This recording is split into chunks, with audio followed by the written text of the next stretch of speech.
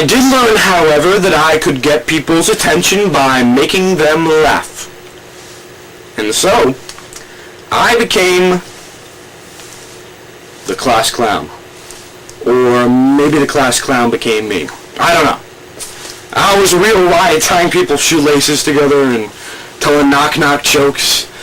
I did everything all the other kids dreamed of doing, but never dared to do.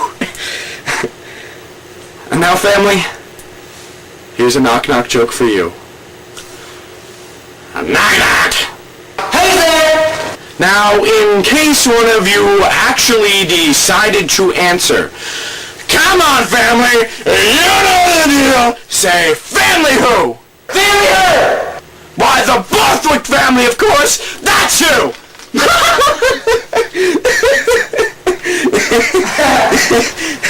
What is wrong with him? Is he on any kind of drugs, Brent? Anything you know of? It's kind of like I told you, Dad. He has serious mental problems. No drugs needed. Mom, I don't hate you. Or even blame you. I know you did the best you could.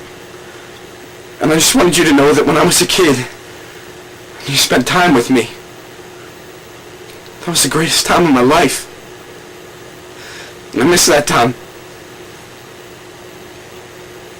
I just wish you could have known how much.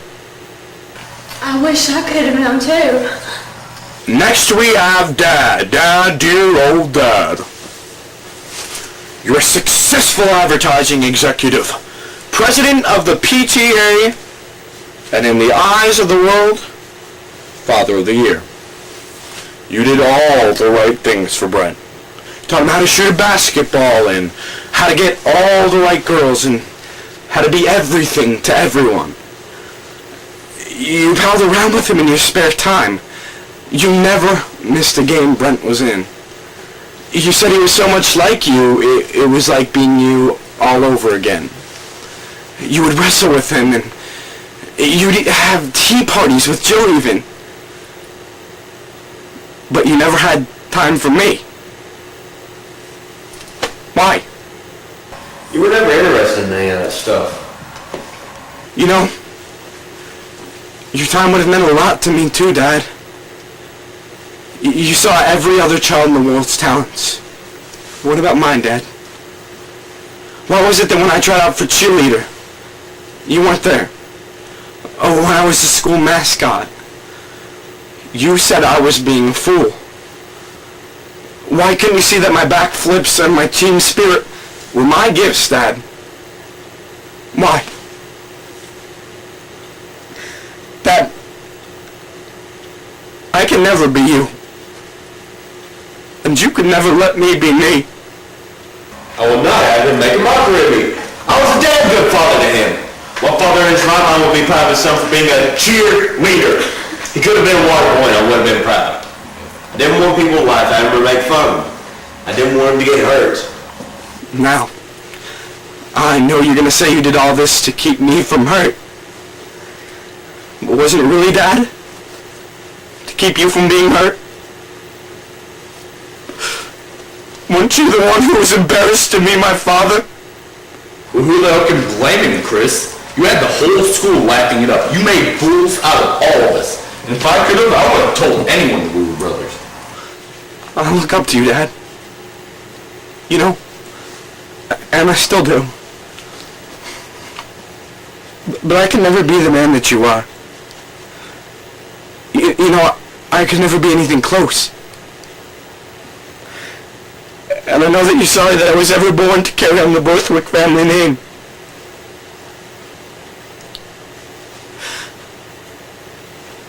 If I could wish myself into non-existence, I would. I'm sorry I've let you down.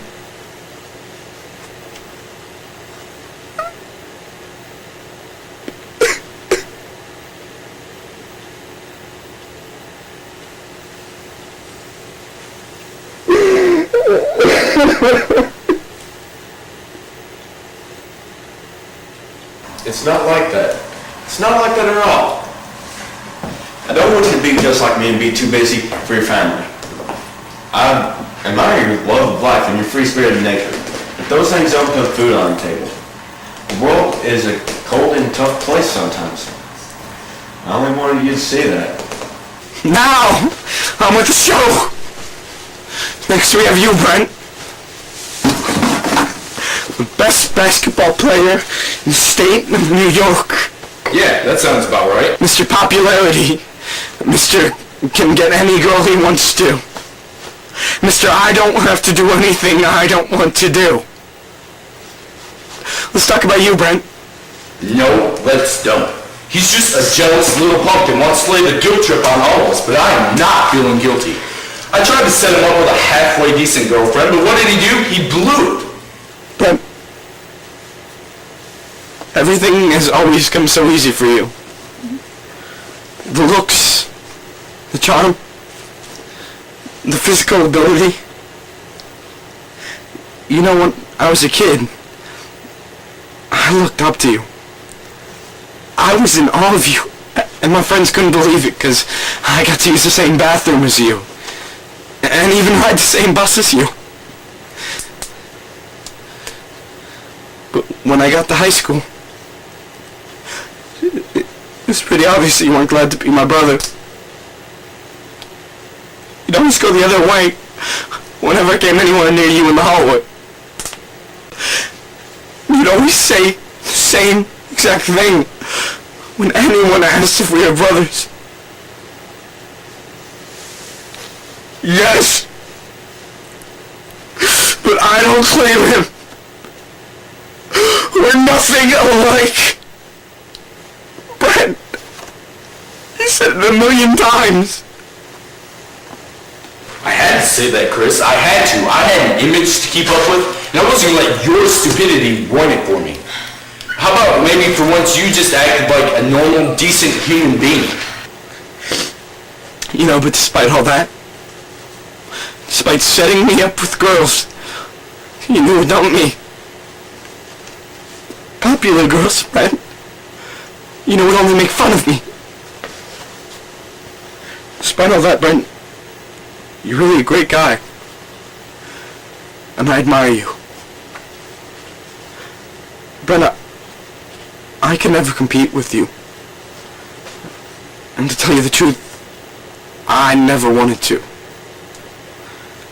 I've always wanted a big brother, you know? Maybe just not the world's greatest everything brother. I just want him once, Brent. Just to get your support. And to hear you say, yeah, it's my kid brother. And finally, we have you, Jill. You truly are the only person I've ever felt tried to understand me. I know that you've had to put up with a lot of my practical jokes and my spying on your dates and trying on your clothes and all. But it is all out of love. I still do love you, Jill. And I just wish I could have been an even better big brother to you.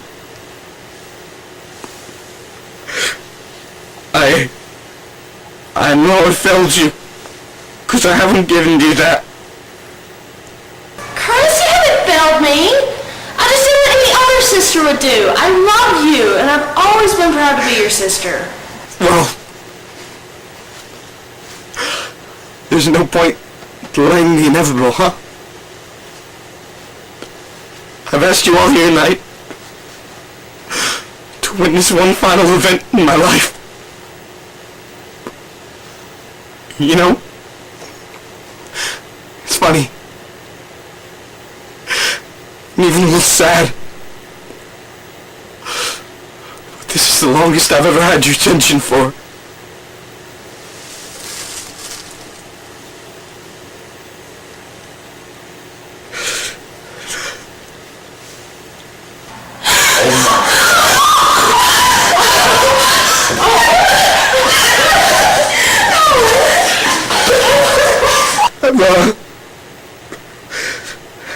I decided to name the program you're watching tonight May I have